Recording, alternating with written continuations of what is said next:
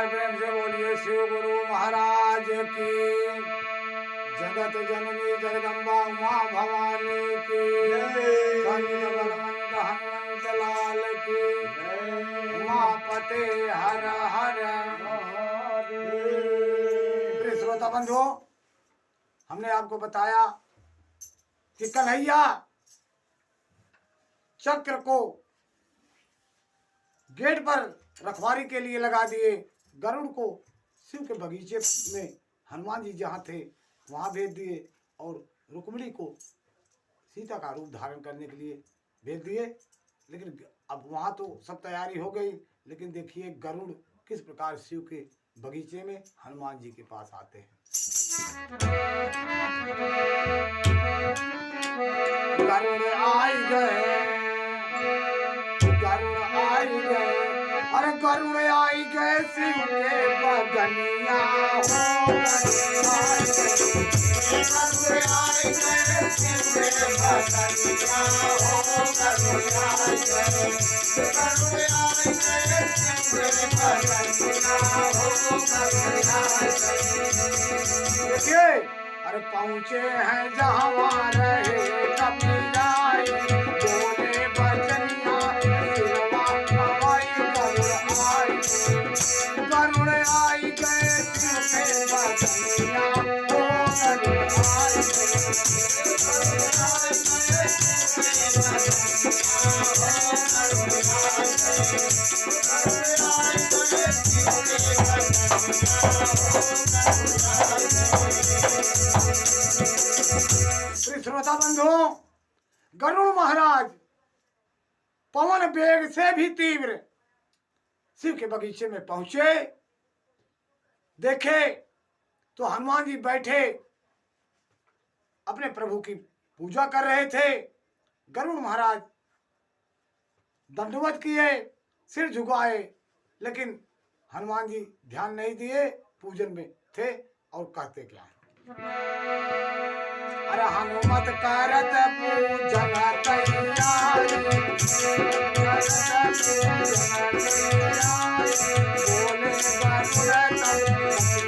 बोले हनुमान पहले पूजन जाए, चला चला गरुड़ आई गए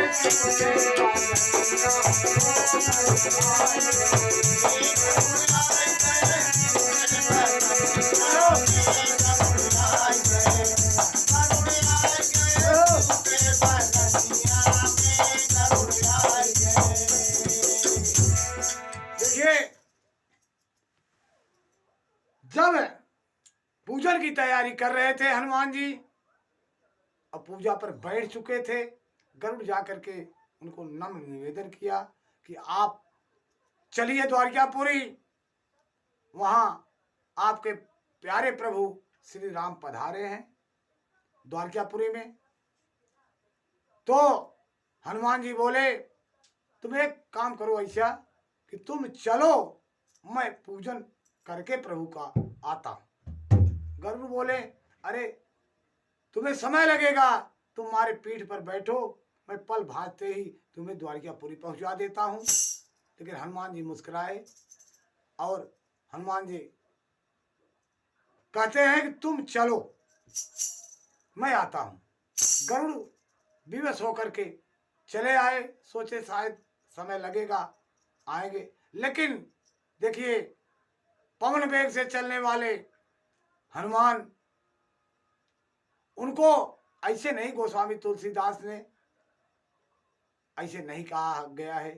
कहते क्या है उनके लिए, तो तुलित बल धाम में शैला भजे हम, धनुज बन कृष्ण ज्ञानी नाम अग्रगण्य, तो सकल गुण निधानम वानरामधीशम, रघुपति प्रिय भक्तम वात जातम, तो मनोजवम मारुत तुल्य वेगम। अरे हनुमान जी के लिए कितनी बड़ी तुलना की गई है, मनोजवम मारुत तुल्य वेगम। गरुड़ अपना वेगवान क्या उनके सामने दर्शा पाएंगे। इसलिए गोस्वामी तुलसीदास ने लिखा है, मनोजवम मारुत तुल्य वेगम जितेंद्रियम बुद्धिमताम वरिष्ठम वातासजम वानर यूथ मुख्यम श्री रामदूतम शरणम प्रपद्ये। हनुमान जी बोले गरुड़ तुम चलो। गरुड़ निराश होकर के चला आया, सोचा कि प्रभु हमें मतलब धिक्कारेंगे और उल्टा सीधा बोलेंगे, क्योंकि मैं हनुमान को साथ नहीं ले आया। लेकिन यह मन महसूस करके गरुड़ जी वापस द्वारकापुरी आए और उसी से मैं हनुमान जी पूजन भी किए। पूजन करके और आकर के द्वारकापुरी गेट पर हाजिर हो गए। और तो आ गए। आने के बाद अंदर जाने के लिए विचार कर रहे थे तो चक्र ने उन्हें रोका कि आपको जाने का इजाजत नहीं है, क्योंकि कन्हैया का आदेश है कि कोई अनजान व्यक्ति आएगा तो उसे अंदर मत आने देना। तो हनुमान जी बोले, अरे भैया मैं अनजान नहीं हूँ, मैं प्रभु श्री राम का भक्त हूँ। हमारे प्रभु श्री राम द्वारकापुरी में पधारे हैं, मैं उनके दर्शन के लिए जा रहा हूँ। लेकिन गरुड़ माना नहीं, तो भेज दिए। चक्र माना नहीं तो उसको पकड़ करके सीधा काख में दबा लिए। और जब काख में दबा लिए तो चक्र घबराया कि कहाँ का ये ऐसा बलवान है जो हमें ही चक्र अंदर काख में दबा लिया। जब उन्होंने विनय करने लगा तो वहां देखिए हनुमान जी करते क्या है।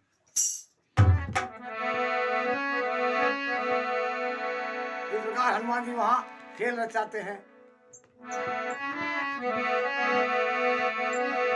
अरे गेटवा पे रहल चक्र, गेटवा पे रहल चक्र, कड़ी पहरे दरिया ललन मोरे कैले आया भीतरिया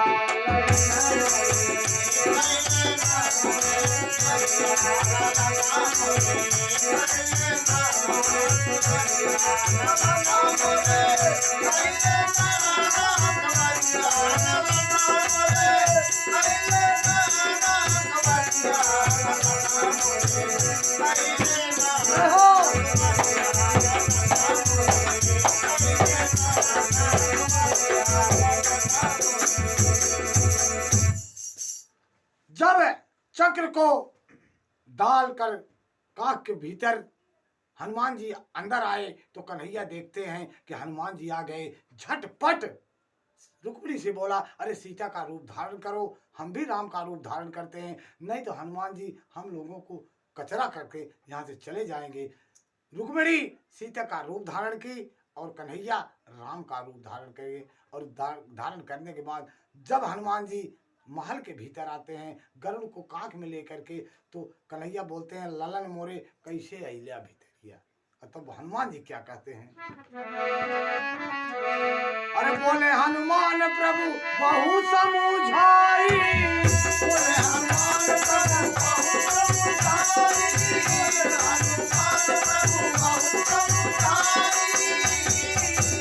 हनुमान जी बोले, प्रभु इस गेट पर, इस दरवाजे पर एक दुष्ट पहरेदार था, उसको मैंने बहुत समझाया लेकिन वो मानने को तैयार नहीं, मुझे अंदर आने से मना कर रहा था, इसलिए मैं उसको मड़ोड़ करके ये देखिए कांख के अंदर रख लिया।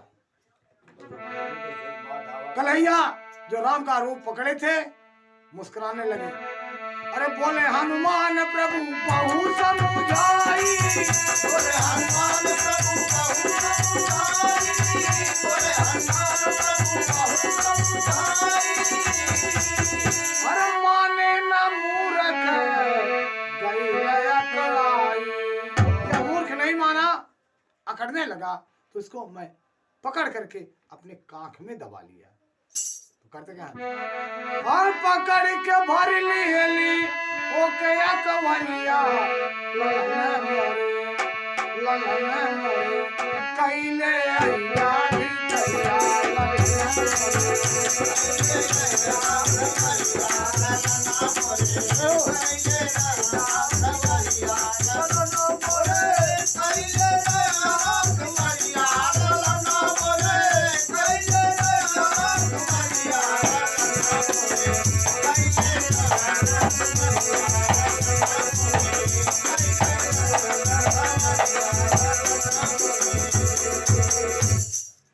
इतनी बात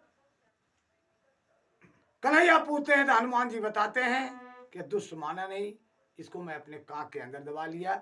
जब अनुनय विनय करने लगा, चक्र मेरी सांस फूल रही है, मेरा प्राण जा रहे हैं, तो मैं ढीला करो, मैं नीचे आना चाहता हूँ। यानी पहला अभिमान टूटा गरुड़ का, अभी गरुड़ नहीं पहुंचे हैं, द्वारकापुरी में गरुड़ नहीं पहुंचे हैं, उनसे पहले हनुमान जी आ गए। और चक्र जिसकी जिम्मेदारी दी गई थी कि अनजान व्यक्ति अंदर ना आने पाए, वो नहीं माना, मूर्ख हनुमान जी से तकरार किया। हनुमान जी गुस्से में आकर अपने काख में लेकर के भीतर आए और कन्हैया देखते हैं कि ये दोनों का अभिमान टूट गया है, तो आगे करते क्या है। रहा फत डाफत तब ही करुणा है आई,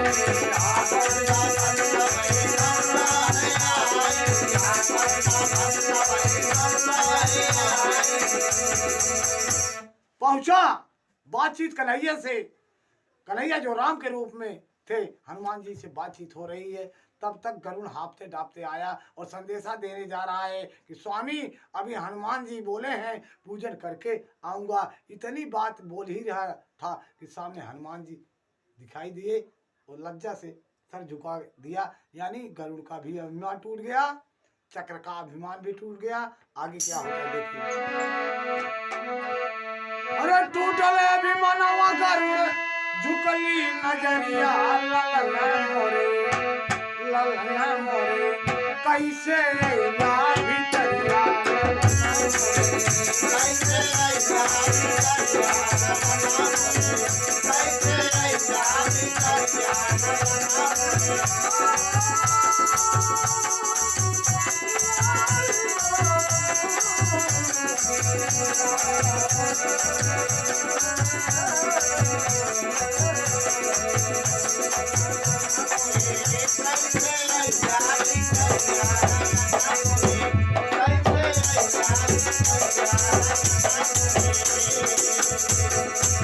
दोनों का अभिमान टूट गया।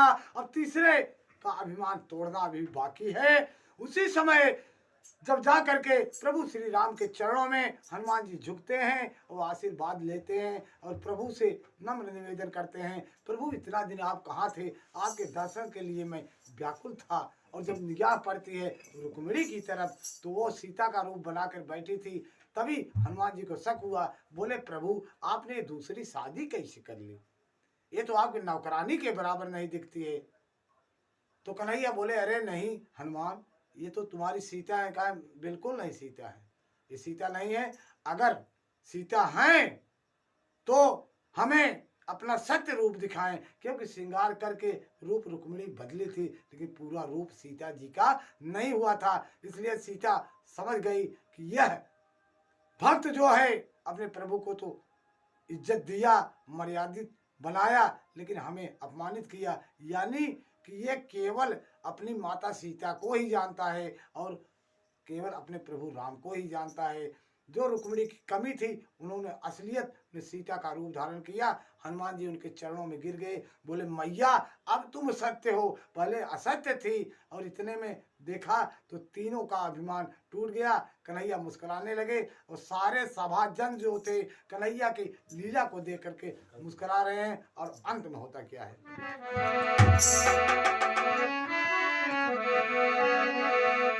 तो नर नारी सब हनुमत की अर करने लगे बड़ाई।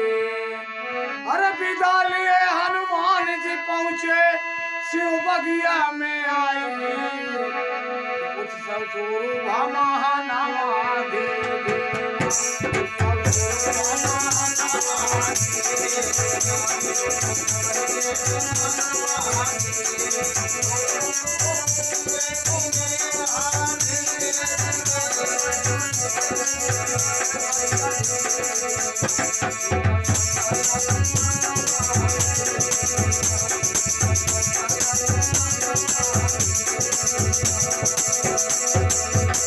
तीनों का अभिमान टूट गया। कन्हैया ने बड़ी बारीकी से गरुड़ का, चक्र का, रुक्मिणी का अभिमान तोड़ दिया। उनके जीवन में कोई हानि न आए, भक्त थे इसलिए उनका अभिमान तोड़ दिया। हनुमान को विदा किया।